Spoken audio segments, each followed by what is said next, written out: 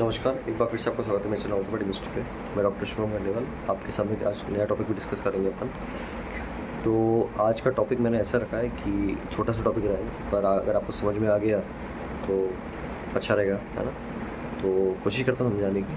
आज का टॉपिक रहेगा, नॉर्मली आप सबको आपने देखा होगा कभी कभी आपके दर्द होने लगे और नॉर्मली पेशेंट आते भी ऐसे।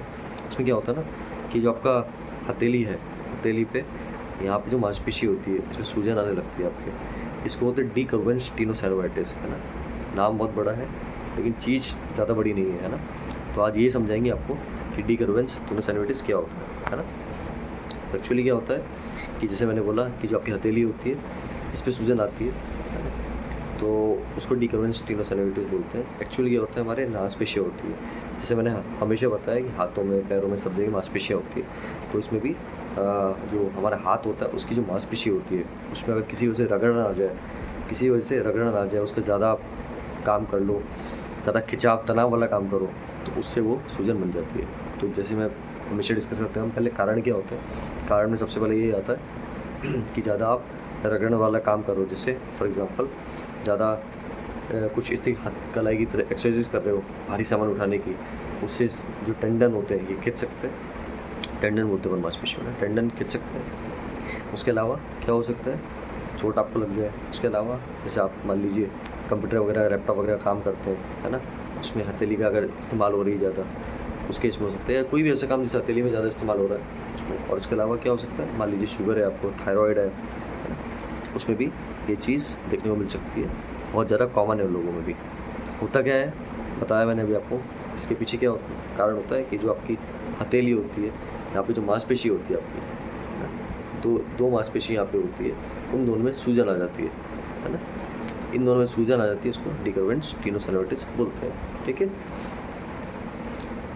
अब चलते हैं अपने इलाज पे हमेशा की तरह। अच्छा, आपको लक्षण क्या आएंगे ये बता दूँ तो पहले, हमेशा की तरह दर्द होने लगेगा, है ना।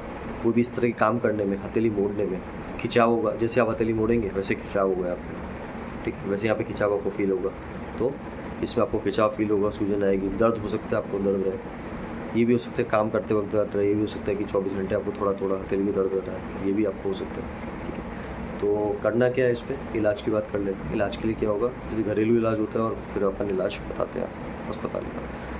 तो घर पे आप इलाज कर रहे हो, घर पे आप क्या कर सकते हो, हमेशा की तरह बोल रखा मैंने आपको, दर्द की दवाई आपको लेनी है, सूजन कम करने वाली दवाई आपको लेनी है। ठीक है, तो उससे आपकी दर्द और सूजन तो कम हो जाएगा। तो दर्द की दवाई और सूजन कम करने की दवाई आप ले सकते हो।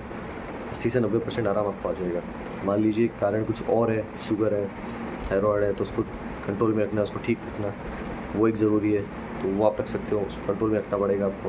अगर मान लीजिए उसके बाद भी ठीक नहीं हो रहा है तो क्या होगा, तो आप मेरे पास आओगे तो फिर हम आपको इलाज बताएंगे।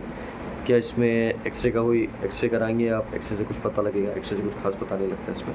करा के देख सकते हैं कि आपको मान लीजिए चोट वोट लगी तो एक्सरे करा के देख सकते हैं, पर कुछ खास पता लगेगा नहीं इसमें। क्या डॉक्टर साहब आप MRI कराओगे, करवा सकते हैं। अगर हमारे सूजन ज़्यादा है या कोई टेंडन में फटाव तो नहीं आ गया, वो देखने के लिए MRI करा सकते हैं आपकी। अच्छा डॉक्टर साहब, तो बेस्ट इलाज क्या होगा इसका। बेस्ट इलाज ये होता है, अगर आपकी शुगर ठीक है तो अपन इसमें इंजेक्शन लगा सकते हैं। जो मैंने बताया आपको, जैसे घुटने में इंजेक्शन लगता है, कलाई पे इंजेक्शन लगता है ना, टखने पे इंजेक्शन लगता है, वैसे ही आपकी कलाई पर भी इंजेक्शन लगेगा। तो कलाई पे इंजेक्शन अपन लगा सकते हैं और इससे आपको बहुत ही ज़्यादा आराम देखने को मिलेगा और हो सकता है आपको आगे चल के दिक्कत भी ना आए। ठीक है, तो इनका टेंडियस इंजेक्शन होता है, टेंडन के ऊपर वाली जो शीत होती है उस पर इंजेक्शन लगाया जाता है, हथेली पर ही। छोटा सा एक प्रोसीजर होता है 10 मिनट का, उससे आपको काफ़ी आराम देखने को मिल सकता है ना। स्टीरॉयड के इंजेक्शन होते हैं, लेकिन मैंने बताया शुगर कंट्रोल है तो ही हम लगाएंगे, वरना तो ही मैं लगाऊंगा, वरना नहीं लगाता। ठीक है, तो ये आप करोगे तो बहुत ज़्यादा आराम मिलेगा आपको। मान लीजिए अच्छा डॉक्टर साहब इससे भी आराम नहीं मिला, दर्द की दवाई ले ली, सूजन करने वाली ले ली, सेक भी कर लिया, इंजेक्शन भी लगवा लिया, उसके बाद क्या करोगे। चलो मैं कह रहा हूँ दोबारा इंजेक्शन लगाएंगे। अच्छा डॉक्टर साहब दोबारा भी लगवा लिया तो कितनी बार लगवा सकते हो, 3 से 4 बार।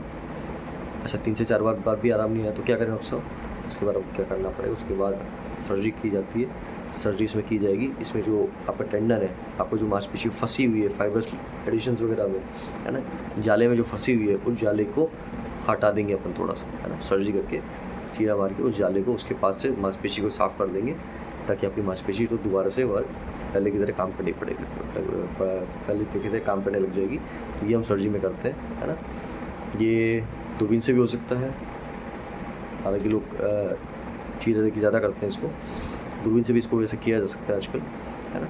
तो ये आप या तो दूरबीन से भी हो सकता है या खोल के भी इसको कर सकते हैं, ठीक है। तो यही था डी कर्वेन टीनोसिनोवाइटिस के बारे में कि एक्चुअली इतने बड़े नाम की, बहुत बड़े नाम की बीमारी है डी कर्वेन टीनोसिनोवाइटिस। तो इतने बड़े नाम की बीमारी होती क्या है ये मेरे को आपको बताना था। आई होप आपको समझ में आ गया होगा, इलाज भी आपको समझ में आ गया होगा, बहुत ही आसान सा इलाज है। और इसके बाद क्या किया जा सकता है, मोस्ट ऑफ द लोगों को 90% लोगों को इंजेक्शन से आराम आ जाता है। एक बार नहीं दो बार लगाते, 2 बार नहीं 3 बार आराम आ जाता है। उसके बाद उनको कुछ करवाने की जरूरत नहीं पड़ती। और उसके बाद मैं बताया अल्टीमेट सर्जरी वर्क की जाती है। तो लाइक कीजिए, शेयर कीजिए, सब्सक्राइब कीजिए मेरे वीडियोज़ को, ऐसी चीज़ें मैं लाता रहूँगा आपके लिए। और अगर कोई भी डाउट हो तो आप मुझसे पूछ लिया करिए कमेंट सेक्शन में, जहाँ भी आपको आप मैसेज करना चाहे मैसेज कर सकते हैं। मेरे साथ लाइव सेशन में मेरे कनेक्ट होना चाहे उससे कनेक्ट हो सकते हैं, और वहाँ भी आके आप सवाल आपसे पूछ सकते हैं। आप अपने एक्सपीरियंस भी शेयर कर सकते हैं कि क्या क्या आपने कहाँ का इलाज कराया और आपको कितना आराम उससे मिला।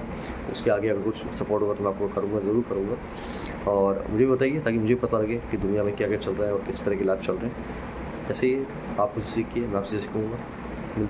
तब तक ये मिलते रहिए, नेक्स्ट टाइम दोबारा मिलेंगे। धन्यवाद।